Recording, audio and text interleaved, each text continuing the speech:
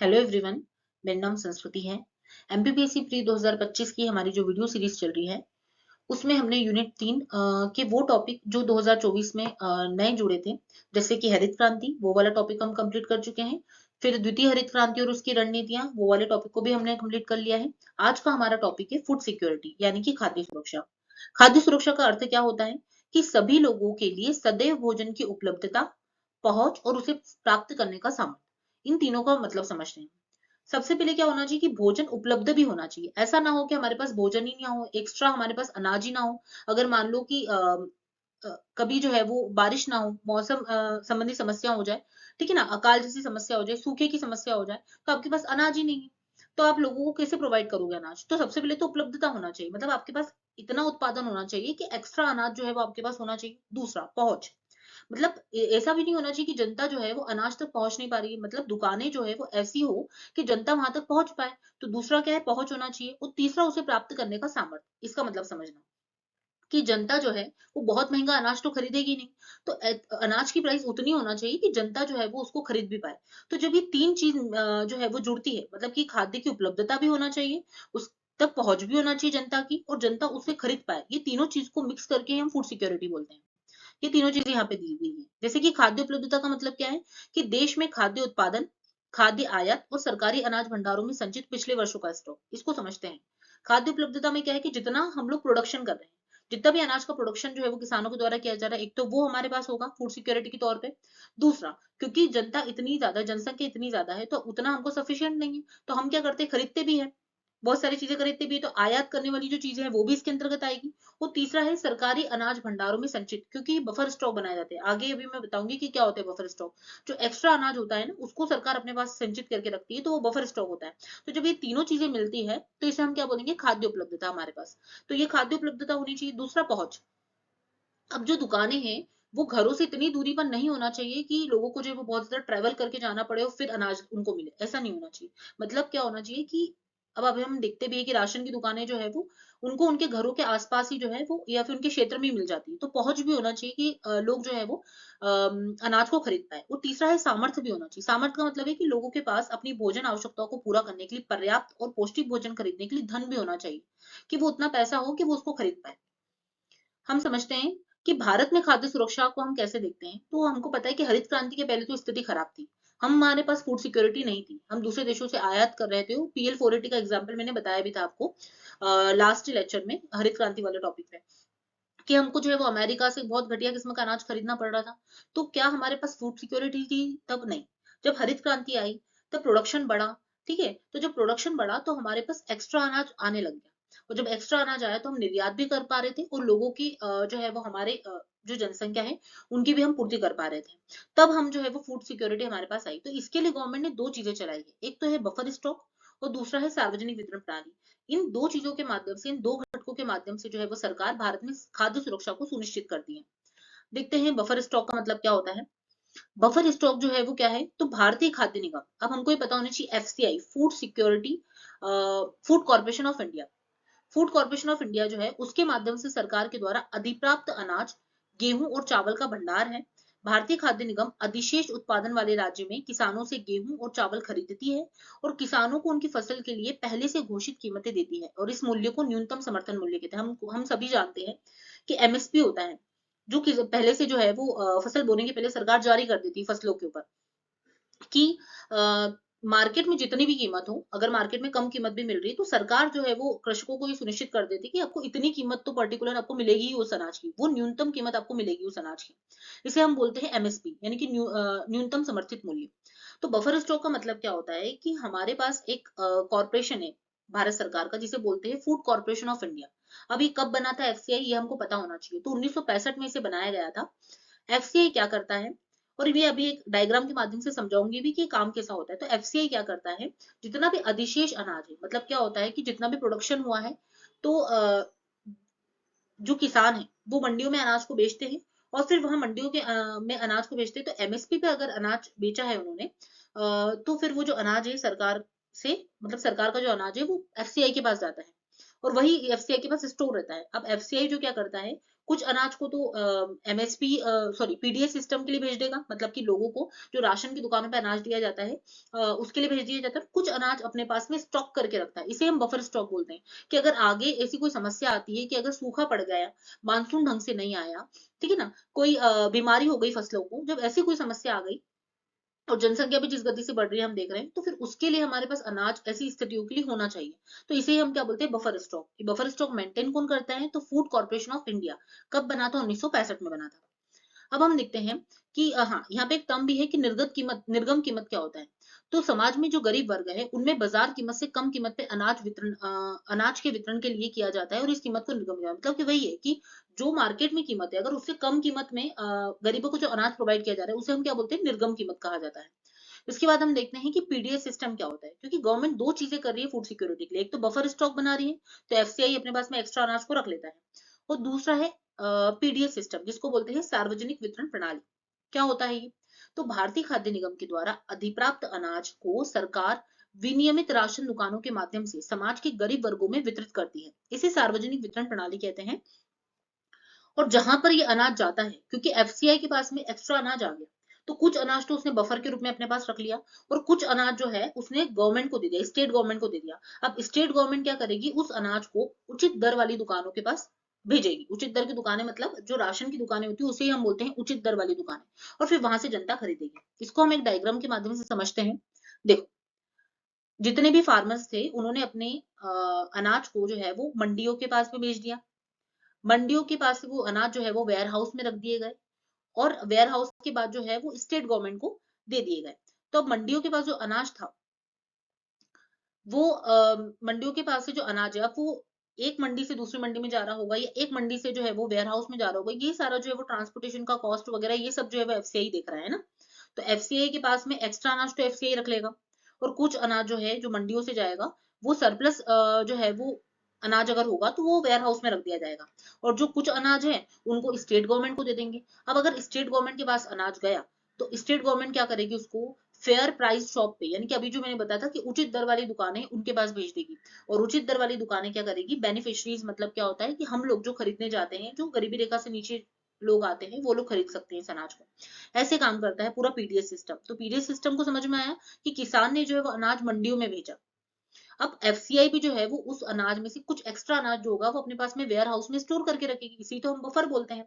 और जो एक्स्ट्रा अनाज और जो बचेगा अनाज, उसको जो है वो किसको दे देगी, स्टेट गवर्नमेंट को दे देगी।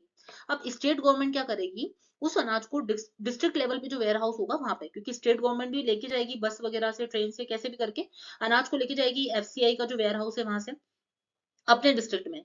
ठीक है ना, जैसे कि मैंने मान लिया कि मध्य प्रदेश सरकार के पास में अब अनाज आ गया। अब एफसीआई के पास में जो है मध्य प्रदेश सरकार के पास अनाज आ गया।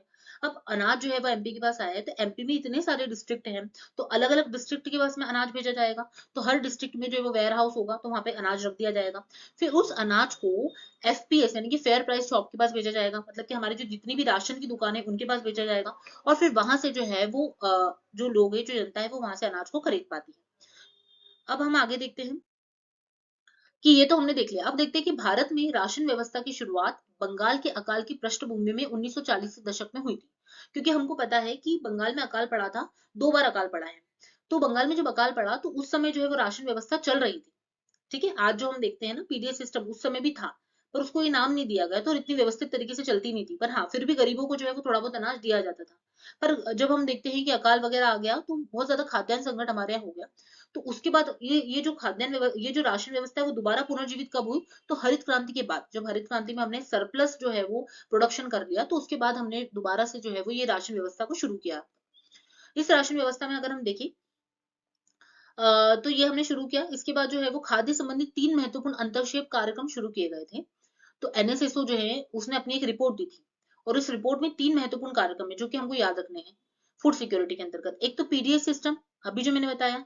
दूसरा है एकीकृत बाल विकास योजना, इंटीग्रेटेड चाइल्ड डेवलपमेंट सर्विसेज। ये बहुत इंपॉर्टेंट स्कीम है। कब शुरू हुई थी, ये 1975 में शुरू हुई थी। ये जो योजना है इसके अंतर्गत 0 से लेकर 6 वर्ष के बच्चों को कवर किया जाता है। इस योजना के अंतर्गत गर्भवती महिलाओं को कवर किया जाता है, और स्तनपान कराने वाली महिलाओं को इसमें कवर किया जाता है। ठीक है, तो ये योजना भी जो है वो इसी के अंतर्गत शुरू की गई। तो तीसरा है काम के बदले अनाज। तो काम के बदले अनाज योजना 1977-78 में शुरू की गई थी। इनकी सबकी डेट्स जो है वो हमको अच्छे से याद रखना है। ठीक है, अब हम देखते हैं आगे। अब ये चार्ट हमारे लिए बहुत इंपॉर्टेंट, क्योंकि क्वेश्चन जब बनेगा ना तो वो इसी में से बनेगा प्रीलिम्स में। जैसे कि सबसे पहले हम देखते हैं कि पीडीएस सिस्टम यानी कि जो सार्वजनिक वितरण प्रणाली है वो कब शुरू हुई। सार्वजनिक वितरण प्रणाली का शुभारंभ जो हुआ है वो 1992 से हुआ था। पर ये जो सार्वजनिक वितरण प्रणाली जो 1992 में शुरू की गई थी वो सार्वजनिक थी, मतलब हर किसी को जो है वो अनाज दिया जा रहा था बहुत कम कीमतों में।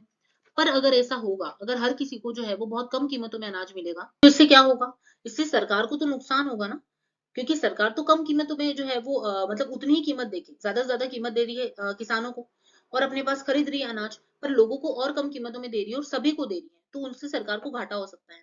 इसलिए 1992 के बाद अगर हम देखें, 1992 तक तो सार्वजनिक वितरण प्रणाली कैसी चलती रही, सार्वजनिक मतलब सभी को मिल रहा था। गेहूं कितना गेहूं जो है वो 2.34 रुपीज में मिल रहा था प्रति किलो, और चावल जो है वो 2.89 रुपए प्रति किलो में मिल रहा था। पर इसको संशोधित किया गया, इसको संशोधित किया गया 1992 में। तो संशोधित सार्वजनिक वितरण प्रणाली कब आई थी, 1992 में आई थी। 1992 के पहले तक जो है वो सभी को दिया जा रहा था। 1992 की हम बात करेंगे तो इसमें पिछड़े ब्लॉकों की पहचान की गई, कि ऐसे क्षेत्र जिनको वास्तव में जरूरत है ऐसे वाले अनाज की, जो कम रुपए में मिल पाए, कम पैसों में मिल पाए, तो इसके लिए पिछड़े ब्लॉकों की पहचान की गई। इसमें जो है वो देखा गया कि हम एक एक परिवार को 20 किलोग्राम अनाज जो है वो दे दिया करेंगे। तो इसमें गेहूं का मूल्य जो रखा गया है वो 2.80 और चावल, अब हमको ये मूल्य अगर हम यहाँ वाले नहीं भी याद रखें तो चलेगा। हमको इतना पता होना चाहिए कि पहले जो हमारा संशोधित सार्वजनिक वितरण प्रणाली है उसके पहले तक जो है वो 1992 के पहले तक सभी को जो है वो दिया जाता था अनाज। पर जब संशोधित सार्वजनिक वितरण प्रणाली आई तो वो 1992 में आई, जिसमें पिछड़े ब्लॉकों की पहचान की गई थी और 20 किलो अनाज जो है वो प्रति परिवारों को दिया जा रहा था। इसके बाद आया था 1997। 1997 जो है उसमें टारगेटेड पब्लिक डिस्ट्रीब्यूशन सिस्टम शुरू किया था, लक्षित सार्वजनिक प्रणाली।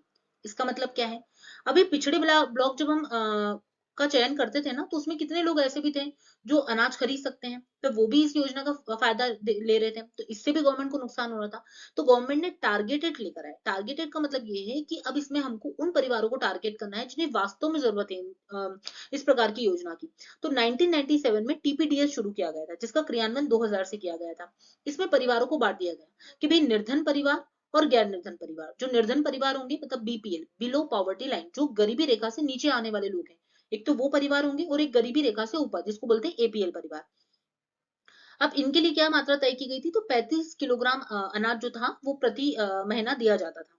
इसमें जो बीपीएल परिवार है इन्हें जो है वो गेहूं 4 रुपए प्रति किलो में और चावल 5 रुपए प्रति किलो में, और एपीएल को जो है वो 6 रुपए प्रति किलो में गेहूं और चावल जो है वो 8 रुपए, क्योंकि एपीएल परिवार गरीबी रेखा से जो है वो ऊपर आते हैं, तो उनको जो है वो इतना सस्ता नहीं दिया जाएगा।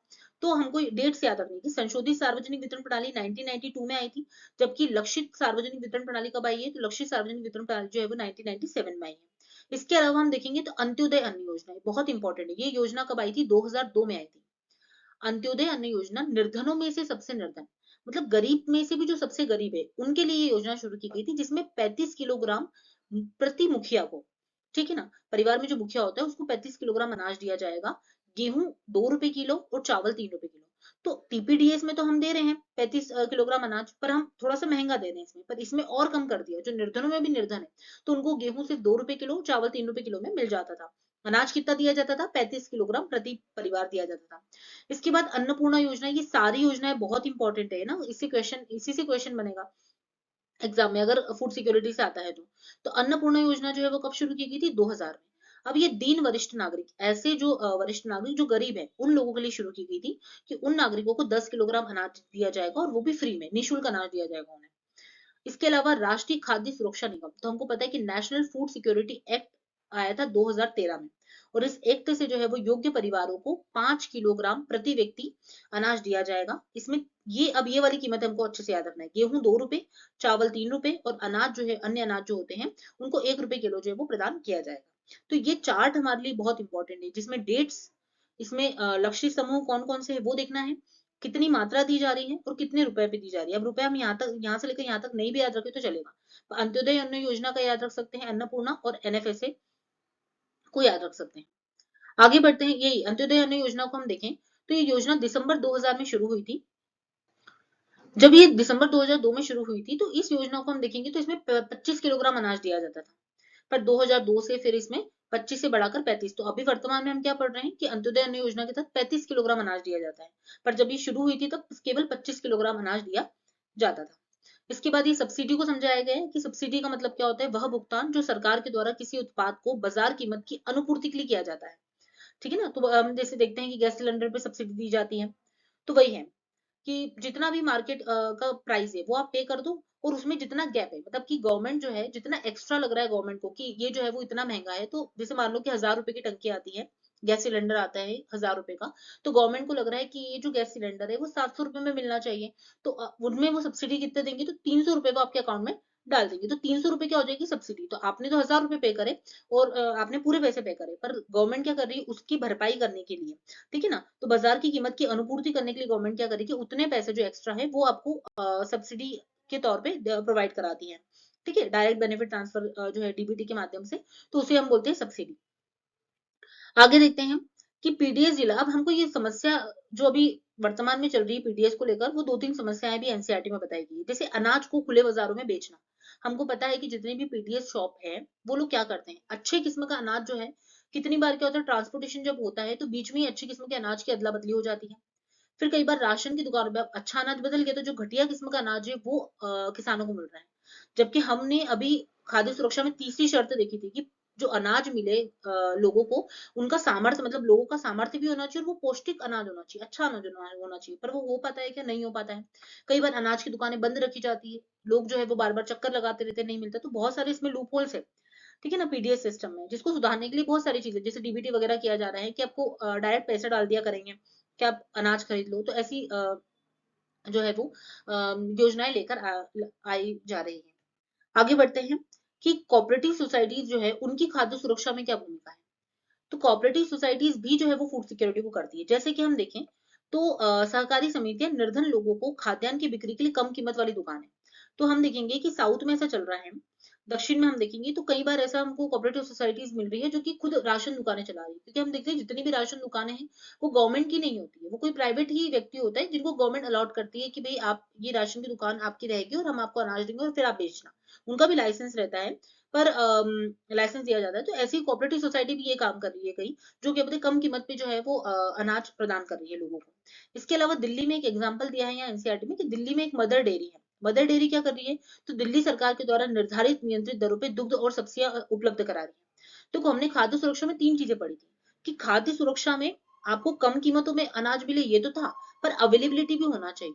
तो इसका एग्जाम्पल क्या है कि गुजरात में दूध तथा दुग्ध उत्पादों के लिए अमूल, तो अमूल इतना बड़ा ब्रांड है और इतनी 140 करोड़ जनसंख्या है, तो इतनी बड़ी जनसंख्या को जो है वो दुग्ध का इतना ज्यादा जो है वो प्रोडक्शन अमूल के द्वारा किया जा रहा है कि सभी को जो है वो उपलब्ध हो सके। ठीक है ना, तो ये हम देख रहे हैं कि सहकारी समिति भी कहीं ना कहीं खाद्य सुरक्षा में भूमिका निभा रही है, मतलब जनता तक जो है वो पहुंचाने का काम भी कर रही है और फूड जो है उसकी उपलब्धता बनाए रखने का भी काम कर रही है, जिसमें हम जो है वो अमूल को देख सकते हैं गुजरात का, या फिर दिल्ली की मदर डेयरी देख सकते हैं कि उतनी ही कीमतों पे जो है वो दूध और सब्जियां लोगों को प्रोवाइड करा रही है। इसके अलावा महाराष्ट्र में एकेडमी ऑफ डेवलपमेंट साइंस जो है वो अनाज बैंकों की स्थापना करी है। ठीक है, तो ये सारे जो है वो इनिशिएटिव है जो कोऑपरेटिव सोसाइटी कर रही है खाद्य सुरक्षा को लेकर। इस प्रकार जो है वो आज हमारा ये टॉपिक है फूड सिक्योरिटी वाला वो कंप्लीट होता है। ये पूरा टॉपिक एनसीईआरटी में दिया है और यहीं से क्वेश्चन आएगा। ठीक है, तो आप लोग जो है वो वीडियो बहुत छोटे होते हैं 10 12 15 मिनट के, तो आप उसको लास्ट तक देखा करिए जिससे कि वो टॉपिक आपका कंप्लीट हो जाएगा। अगर आपको वीडियो अच्छा लग रहा है तो ज्यादा से ज्यादा लोगों को शेयर कीजिए, लाइक कीजिए और चैनल को सब्सक्राइब कीजिए।